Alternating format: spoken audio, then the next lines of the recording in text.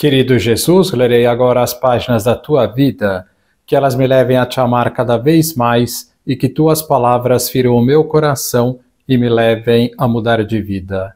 O evangelho de hoje é o evangelho de São João, capítulo 12, versículos 1 a 11. 6 dias antes da Páscoa, Jesus foi para Betânia, onde morava Lázaro, que ele havia ressuscitado dos mortos.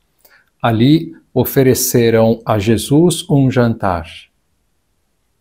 Marta servia e Lázaro era um dos que estavam à mesa com ele. Maria, tomando quase meio litro de perfume de nardo puro e muito caro, ungiu os pés de Jesus e enxugou-os com os seus cabelos. A casa inteira ficou cheia do perfume e do bálsamo. Então falou Judas Iscariotes, um dos seus discípulos, aquele que o havia de entregar. Por que não se vendeu este perfume por 300 moedas de prata para as dar aos pobres? Judas falou assim não porque se preocupasse com os pobres, mas porque era ladrão.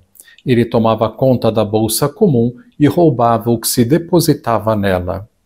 Jesus, porém, disse: Deixa, ela fez isto em vista do dia de minha sepultura. Pobres sempre os tereis convosco, enquanto a mim nem sempre me tereis.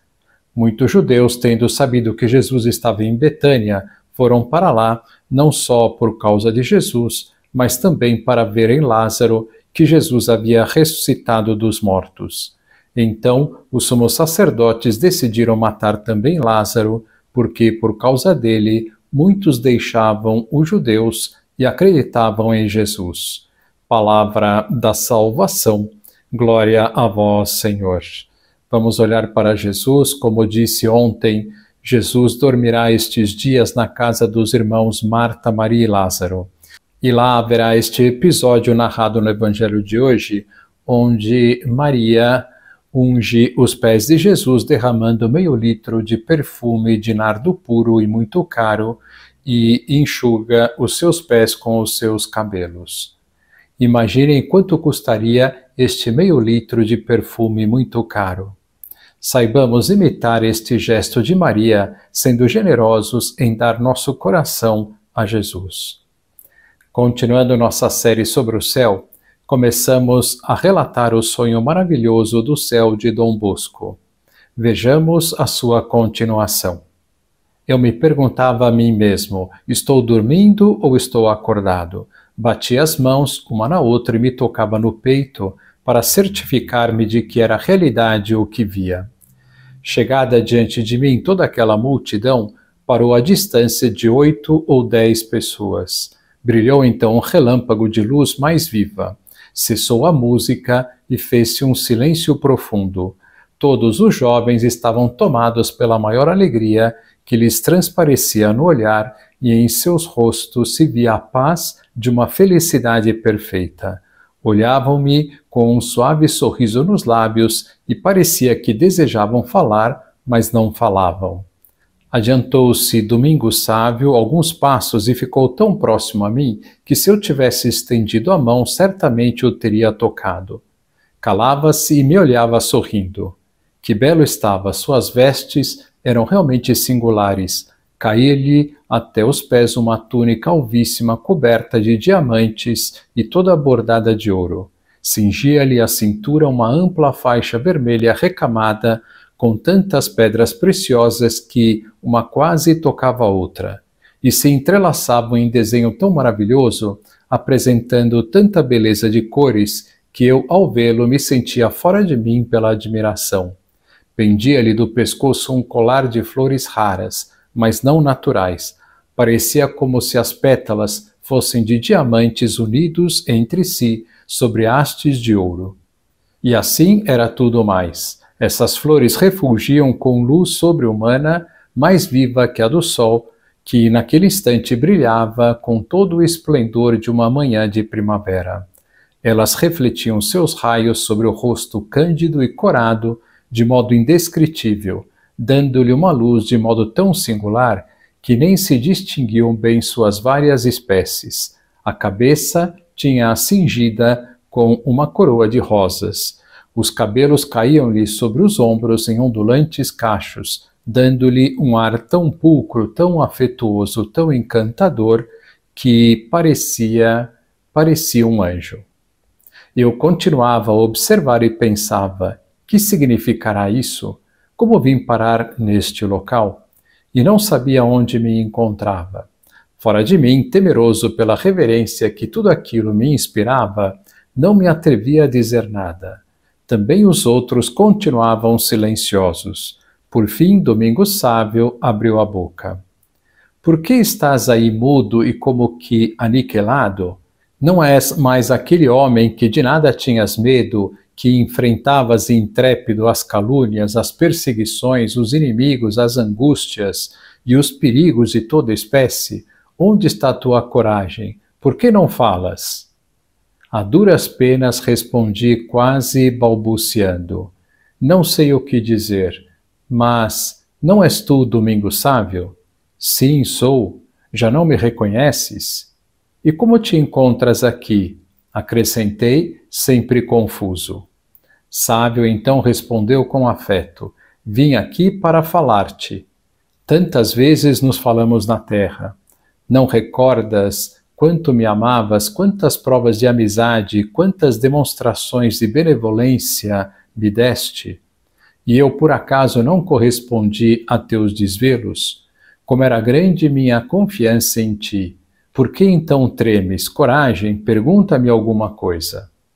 Recobrando então ânimo, lhe disse: tremo porque não sei onde me encontro.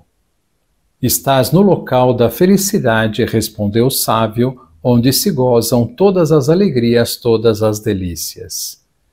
É este, pois, o prêmio dos justos? Perguntou Dom Bosco. Não por certo. Aqui não se gozam os bens eternos, mas só, ainda que em medida grande, os temporais. Enganei todos vocês. Vocês pensavam que Dom Bosco estava descrevendo como é o céu. Pois é, quando li pela primeira vez também fui enganado. Vamos continuar e vocês vão entender por que não pode haver nenhuma descrição do céu. Mas então são naturais todas essas coisas? Sim, se bem que embelezadas pelo poder de Deus. E a mim, que me parecia que isto era o paraíso, exclamei. Não, não, não, respondeu o sábio. Frisemos o que vai dizer agora São Domingos Sábio. Nenhum olho mortal pode ver as belezas eternas. E essas músicas, prossegui perguntando, são as harmonias e que gozais no paraíso? Não, não, já te disse que não. São sons naturais? Sim, são sons naturais aperfeiçoados pela onipotência de Deus. E esta luz que sobrepuja a luz do sol é luz divina? É a luz do paraíso? É luz natural, embora avivada e aperfeiçoada pela onipotência divina. E não se poderia haver um pouco de luz divina? Frisemos novamente o que vai dizer São Domingos Sábio. Ninguém pode vê-la enquanto não chegue a ver a Deus como Ele é. O menor raio dessa luz tira no mesmo instante a vida de um homem, porque não é suportável pelas forças humanas.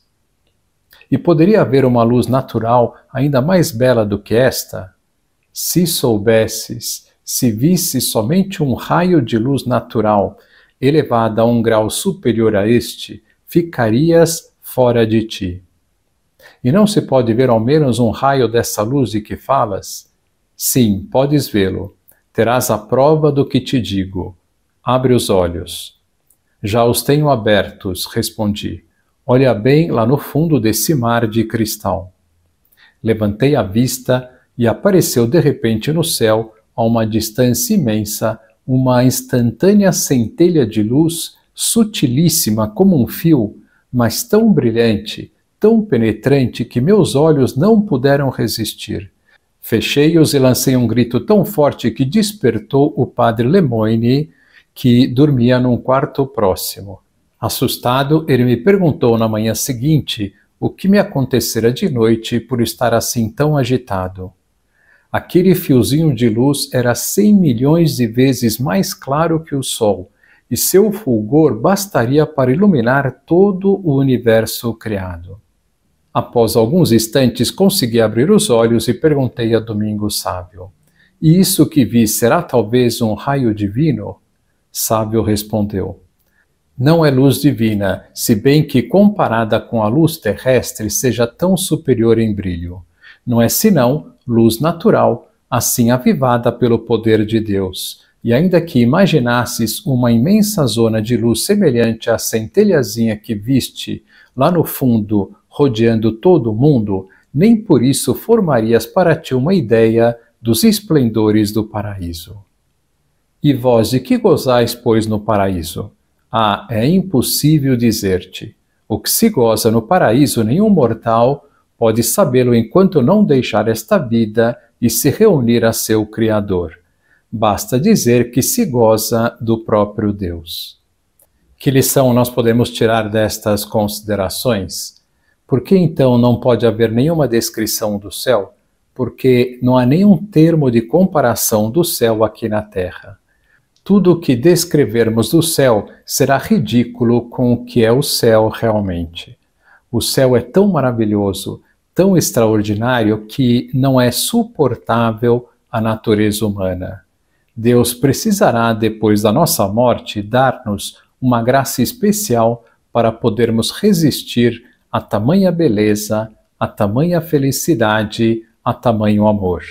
E será para sempre, para sempre, para sempre. Agora vos dou a bênção para este dia, a bênção de Deus Todo-Poderoso, Pai, Filho e Espírito Santo, esteja sempre convosco e permaneça para sempre. Amém.